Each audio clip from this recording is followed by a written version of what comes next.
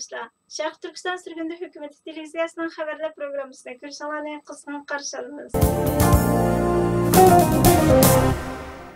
Sharq Turkiston Surgunda hukumati Amerika hukumatidan Uyg'urlarning panohlik masalalari va umumiy ko'chmanlik krizisini, Sharq Turkistonda davomlashayotgan irqiy qirg'inchilikni hal qilish uchun tezdan harakat qilishga, Sharq Turkistonning mustaqilligini asliga keltirish uchun Uyg'ur, Qozoq, Qirg'iz va boshqa turk xalqlarining demokratik arzusini e'tirof qilish, qo'llashga chaqiriq qilish maqsadida 15 sentabr chorshanba kuni Amerika Tashqi ishlar ministrligining oldida tushdan keyin soat 1 dan 3 gacha namoyish o'tkazishni qaror qildi. Qarindoshlarimizning vaqtida qatnashishi talab qilindi. Assalomu alaykum. Barliq Sharq Turkistonlik qarindoshlar, kechiringlar, video sal oqida boshlanib qoldi. Hammanglarniki shu vaqtinglar va har vaqtinglar xayrlik bo'lsin. Burun bilgininglardek biz ilgari bir necha haftaning oldida shu Virginia shtatiniki Arlingtonda Amerika panohlik ishxonasining oldida namoyish qilib Amerika hukumatiningki amaldorlari bilan ko'rishib shu xalqimizga duch kelayotgan umumiy krizisni bo'libmi shu uzundan beri saqlanib kelayotgan panohlik iltimoslarini masalasini muzokara qildik va ularni bizga javob beradiganligini va bu masalani hal qiladiganligini aytgan edi. Lekin hammanglar bilganinglardek shu Afg'onistondagi krizis vaziyati sababidan bizningki masalamiz hamda baxtga qarshi desak bo'ldi, sal chetga qiqilib qoldi. Bu bir reallik.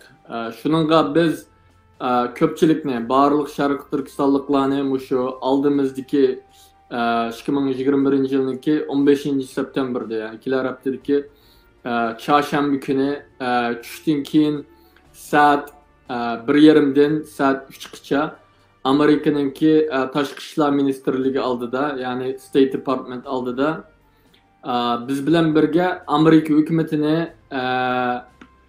shu Uyg'ur, Qozoq, Qirg'iz qatorliq barliq Sharq Turkistonliklarni qutqizish uchun jiddiy va ahamiyatli harakat qilishga chaqirishinglarni talab qilamiz.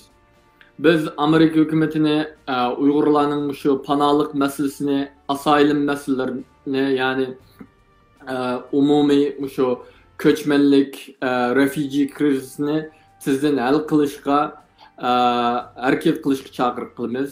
Va biz yana Amerika hukumatining Sharq Turkistonda davom qilayotgan Xitoyninki biz qarta yurgizayotgan irqiy qirg'inchilikni tugatish uchun, ya'ni to'xtatish uchun va tugatish uchun harakat qilishga chaqiriq qilamiz. Shundaqla yana Sharq Turkistonniki mustaqilligini asliga keltirish uchun Uyg'ur, Qozoq, Qirg'iz va boshqa Sharq Turkistonliklarningki demokratik arzusini e'tirof qilishini va qo'llashini chaqiriq qilamiz.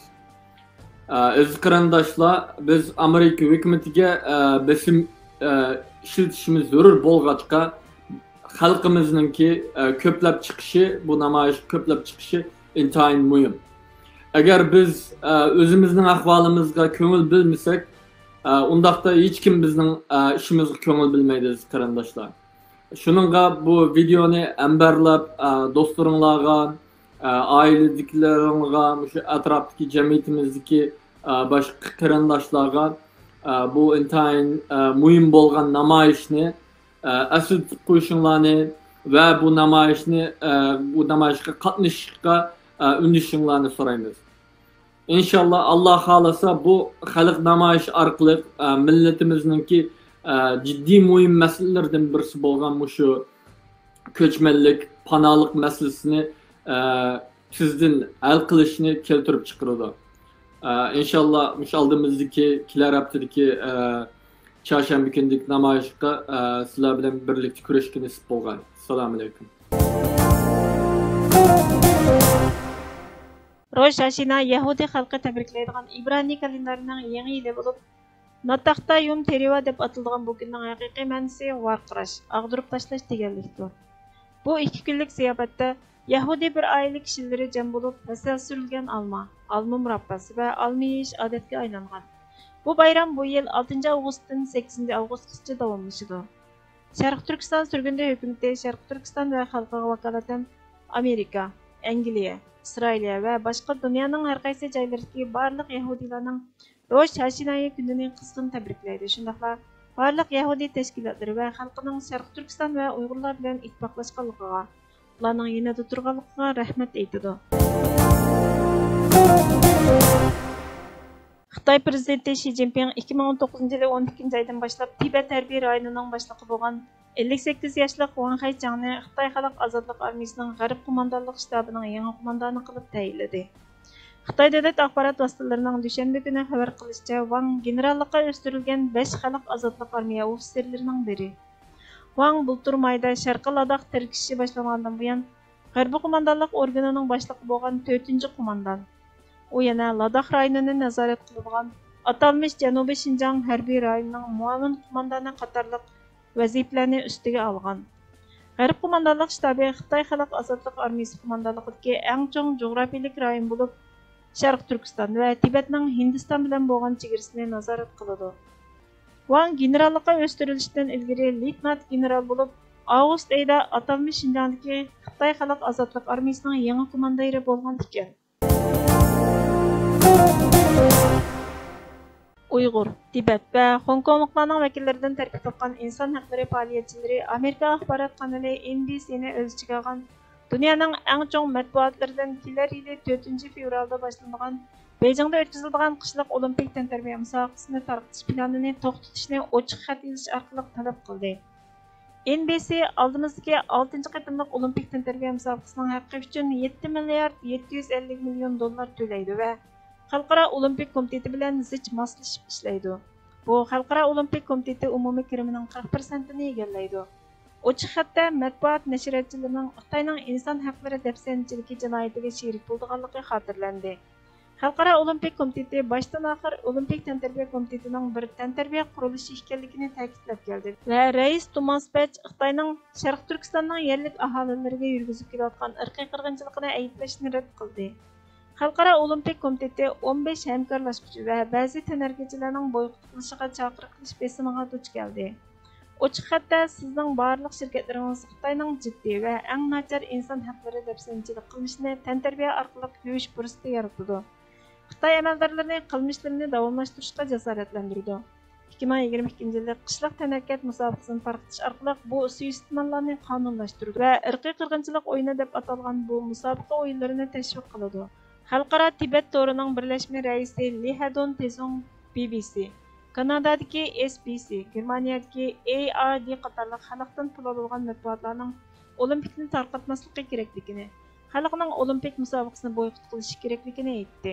Xalqaro Olimpik komiteti bir qancha yil ilgari 2024-yillik Parij Olimpik tanarkat musobaqasining sohibxonlik shahar to'xtamida kishilik huquq talabini o'z ichiga olgan. Parij kishilik huquq tashkilotlari ilgari surgan o'lchamlarni o'z ichiga olgan tunji olimpik tanarkat musobaqasi hisoblandi. Turkiyaning Çanakkale urushida harbiy qismga yangidan askarlar keladi. Siri Efendi ismli bir yüzbaşı askarlarni ko'zdan kechirayotganda chechining bir tutamiga xina qo'yilgan bir askarni ko'rdi va o'g'il bola xina qo'yamdi deb chaqchaq qiladi. Askar, men bu yerga kelishdan ilgari onam xina qo'ygan, sababini bilmayman deb javob berdi. Qo'mondonning talabiga binoan u onasidan chechiga nima uchun xina qo'yganligini so'raydi. Onasi maktubda shunday yozadi: Ey ko'z nurim Hasan, ichimda yolqindek yenayotgan vatan muhabbati turib, biz kentimizda rohat o'tira olmadik. Sen ajdodlaringdan, dadangdan kam emas. Men sening onang. Bizni Alloh yaratdi. Vatan cho'ng qildi. Allah vatan uchun bizni ozuqlandirdi. Sen bu oilaning tanlangan qurboni. Hasanim, amaldoringga ayt. Bizning kenitda qurbonlik qilinadigan qo'ylarga xina qo'yiladi. Men seni avlodlarimning orasidan vatan uchun qurbonlik qilishga otadim. Shunga chechinga xina qo'ydim. Alekmillah. Allah seni İsmail payg'ambarning yo'lidan ayirmasin. Farishtalar seni hozirdan boshlab rahmat bilan eslaydi. Anang Xadichadan. Hürmetli görürmenler, haberlerimizden kökünanlar için köp rahmet. Kiler kıttım programımız görüşükçe Allah'a emanet bolayızlar.